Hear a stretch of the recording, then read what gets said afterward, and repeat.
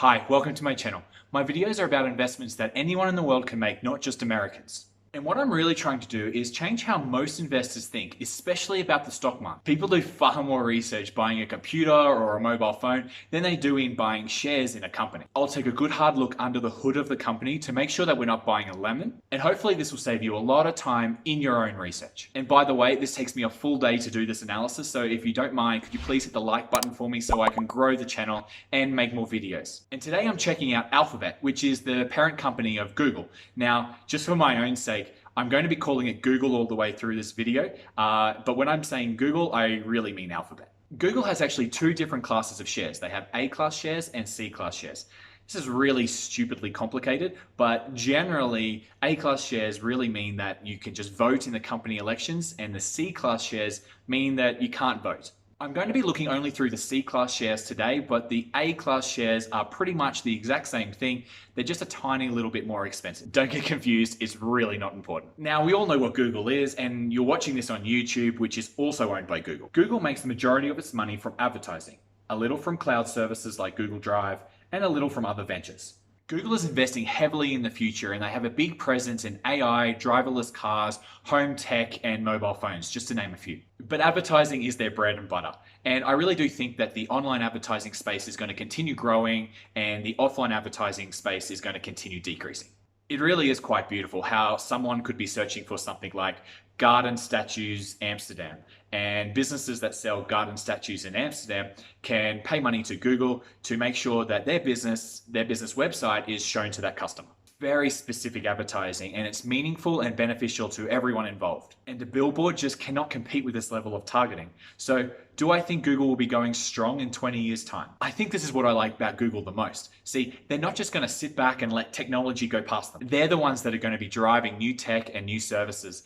And at their heart, they're an innovation giant, and they're always testing new things, and they're always releasing new tech. They are also an aggressive acquirer of businesses that could potentially be their rivals of the future, or that could add a lot to their current business. They've so far bought 230 different businesses over the past 20 years. Now let's talk about competition. What competition? Yahoo, Bing, look at how big the gap is over their nearest competitor. I can't think of a monopoly more dominant than Google. If you know of a better monopoly than Google, then please let me know in the comments because I'm going to want to research that company. If their financials stack up, I can't think of a company in a better space to take advantage of the next 20 years. The only negative I can think of is that 20 years is a really long time, and 20 years ago, Yahoo was actually the biggest search engine. Could something dramatic happen to Google? Well, of course it is possible, so I really want to go through their financials to look for any weaknesses. Something that my friend just told me the other day when I was really excited to do the research on Google today was that, oh, Google's a bit boring. Can you do the video on Tesla instead? Firstly, yes, very soon I'm going to do a video on Tesla. But secondly, I can't believe Google right now is considered a boring company. From an investment point of view, this might actually be a good thing. See, as people flock to the Amazons and the cryptocurrencies and the Teslas of the world, then it really means that there's less media coverage and less attention focused on the Microsofts and the Googles of the world. This, I think, is actually really good because hopefully the share price isn't ridiculous and that all the speculators have focused their attention somewhere else. Like, for example, right now, I have never seen as many people talk about the airlines and cruise ship industries as investments before. Just because a crisis has wiped out the stock prices, suddenly they are all the hot thing to invest in. It's because people see a quick buck to be made. I bet you that a lot of people have invested blindly into airlines thinking the share price will definitely bounce back. They have no idea how bad financially the airline might actually be. They could be right on the brink of bankruptcy. And this is speculation at its finest. See, we're all going to hear about the story where somebody invested $10 into a company and 2 weeks later they made 200% return on that investment. And how many people do you think will talk about their big losses? Just because we've seen a massive drop in prices doesn't mean it has to bounce back up. It could drop again. Now, I did make a video comparing Expedia to Booking.com, but I'm not a hypocrite. I went through both of these businesses in detail, and if you want to go watch that video, you will see the level of detail that I went into. So, I like boring companies. They have been around for a long time and they have weathered storms before. But I am weird. I would much prefer to see a really good earnings per share graph. Oh yeah, baby, show me that 10-year consistency. Then say the new Tesla Model S. I'm not having a dig at Tesla. I will save that for when I've actually gone through their financials in detail. Now, full disclosure, I did buy Google shares around about 3 years ago, but I haven't gone through the financials as much detail as I'm going to today. So this could be a wake-up call for me if I find something wrong. So I'm very motivated to go through Google with a magnifying glass to make sure I haven't made any mistakes. And these are the 3 key areas to the health of a business. Do they have too much debt?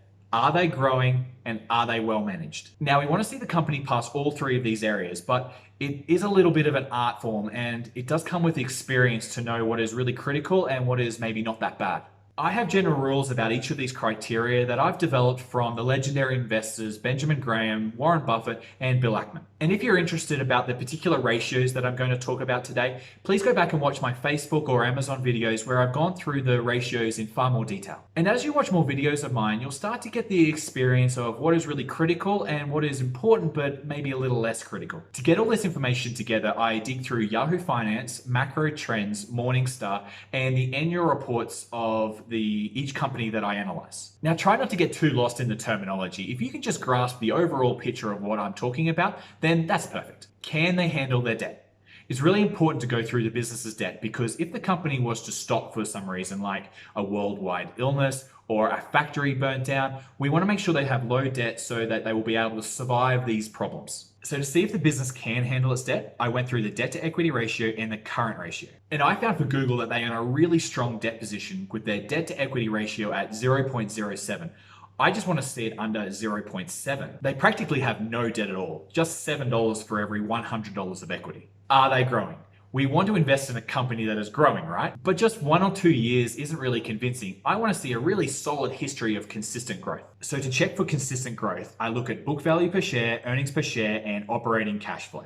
And I found for Google that they are consistently growing in all 3 of these areas, and the highlight would be their book value per share. This is strong because of its consistency. We can easily predict what the future is going to look like. Earnings per share would have looked just as good if it wasn't for the one-off $10 billion tax bill that the US government hit Google with. But this didn't affect business growth. Is the company well managed? Now, of course, we don't know the people who are running Google, and we can't just go and have a meeting with them. But there are some telltale signs in the financials that tell us if the management are making good decisions. So I check for cash deployed into investing activities for the business, return on equity, free cash flow, and a dividend. I definitely can see that Google is well managed because they're doing all of these things really well. And the highlight would be their cash for investing activities graph. Google has been investing around $30 billion a year in themselves, and the cash is just piling up bigger and bigger. This will mean that they can do even more investing in the future. But the only negative is they're not paying a dividend. It would be nice, it'd be a nice bonus, but unfortunately they're not. Now, I think dividends aren't as important as return on equity. And if Google can continually get 18% return on equity, then they're investing their money really well, and they should continue doing that. So what do I think? Is Google a good company to invest in? Now let's determine its fair price. So to find fair value, I'm going to use these metrics and assumptions. We'll use the last 5 years of free cash flow averaging $23.9 billion. And this is found in the cash flow statement. Next, we need the growth rate. And this is where my opinion is going to be different to somebody else's. So this is not exact, it's more of an educated guess. I'm going to look at the past 5 years of operating cash flow growth, which has averaged 20%, which I expect the company to continue growing at this speed. I expect this because the company has been doing it for many years now, and they have passed all of my criteria comfortably, so I have no reason to think they cannot maintain this performance. But I want to factor in a 15% downturn this year, because this is the consensus estimate that analysts think Google will face because of less advertising revenue. I found this by going to Yahoo Finance and looking at the current year growth estimates. This is just a temporary thing, as next year's estimates bounce back to over 30% growth. So I'll use the more conservative 15% growth rate over the next 10 years, which should factor in the 15% downturn this year. I'll use the discount rate of 15% because that's the return on investment that I want to make. I'm going to use 5% growth into perpetuity because that's quite a conservative estimate from 10 years and onwards. And we need to know how many shares Google have, and they have 336 million of them. Now, I plug this into the fancy calculator that I have a link in the description below. And if you want to see me using that calculator and going through it in more detail, watch my Amazon and Facebook videos. Now, to get the 15% that I want, I would need to pay $1,460. I'm not going to pay any more than that. That's my line in the sand. So I think this is my favorite company. They are just crushing their financials and they have a big pile of cash. They really couldn't be set up better for the future.